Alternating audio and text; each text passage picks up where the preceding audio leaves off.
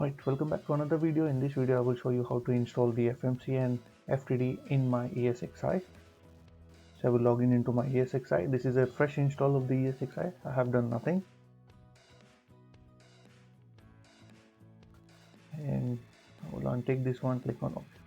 And you can see that I have given the storage of 1 TB here, and I have given a capacity of RAM of 10 GB here, and I have given a 6 CPU cores. So before you install any of those FMC or FTD, and before I start installing that one, keep in mind that I am using ESXi 7.0 version. So ESXi 7.0 version is much better than 6.5 and 6.7, because in 6.5 and 6.7 you are unable to install the FTD or unable to install the FMC. FTD you are able to install but not the FMC. So it will keep on give you an error. So the only thing you can do is like you have to install your vCenter server and then you have to install via vCenter server. But in ESXi 7 there is no such problems. Everything is good and fine.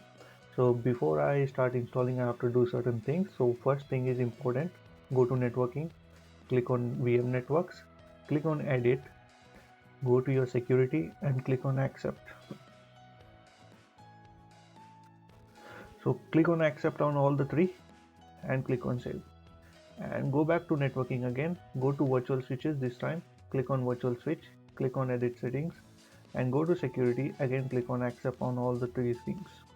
So this is important, otherwise your FTD is keep on reloading. It keeps on reloading if you do not do these settings. This is a prerequisite on your Cisco website. Now go to my virtual machine, create a register virtual machine. This time I will click an OVA file because I do have the OVA file.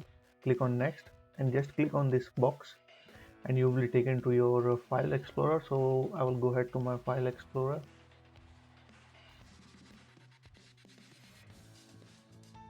And I will click on my FMC. You see that I have bunch of files over there. So this you can download while going on to the Cisco website. If you are eligible, you are able to download. Otherwise, look on the internet, you will get the files.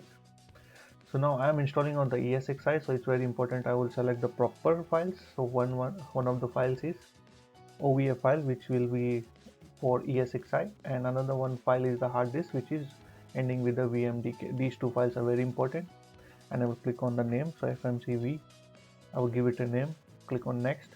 I will select my data store. I do have only one data store. I will select that one, click on next, and you can see that it is asking me for a virtual switch. If you have multiple, select that proper one. I'm selecting thin here, not thick here, because how much resources it will consume, it will automatically adjust to itself. I will just untick this one. So do not start the virtual machine, click on next and finish. And now I will right click on here, go to the edit settings, and now I can see that it's 32 GB of memory. So I will remove that one and I will click on 8, and I can use here like around 3 instead of 4. That's also good. And now I do have a problem with the serial port, so do not connect the serial port. Okay, it's very important.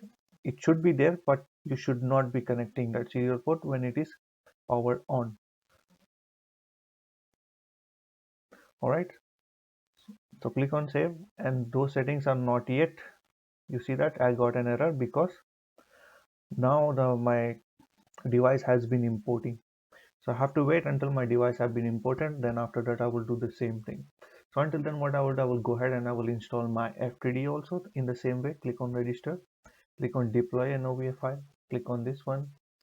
I'll go back to my proper directory now, and I will just click on those two files, one with the ESXi and one with the VMDK. Click on OK, and I will give it a name as FTDV. Click on next. Select the data store is the same. Click on next.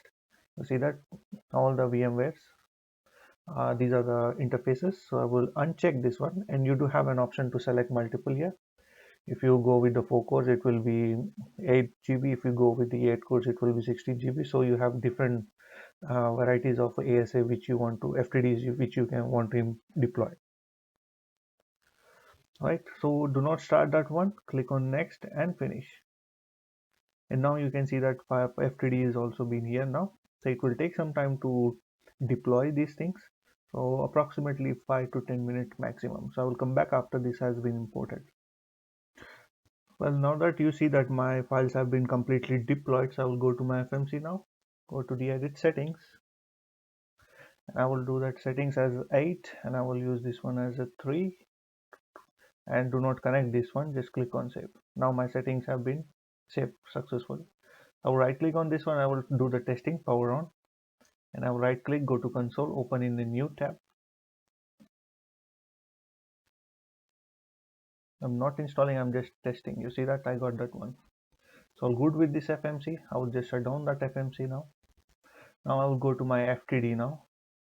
Alright, so I will do the same thing in the FTD, go to my edit settings. It's 8 GB is good, but I will change this one to 3. Okay, you can use the 3 in this one and click on save. Right click, go to power on. The memory resources is pool insufficient. Okay, so I will go ahead and I will go to edit settings, and I will change back to number 4 and click on save. And now I will turn on power on.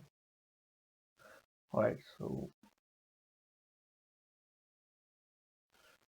alright, click on power on. Again, I'm getting some error. Let me fix that one. Right, I do have an issue with the memory, so I have increased the memory of my ESXi. Now it should be good and fine. So I will go ahead and do the power on, and it's been power on. So I will go ahead and I will use the open in new tab, and I should be accessing my AS FTD now. So I will go ahead and I will turn on this one. I will do a testing with the 3 virtual CPUs. Click on edit, and I will check this one as a 3. Click on save, and now power on. Yep, it's good and fine. So you can go ahead with the 3 for 3 virtual CPUs for both of them, and everything should be good and fine. Thank you for watching this one.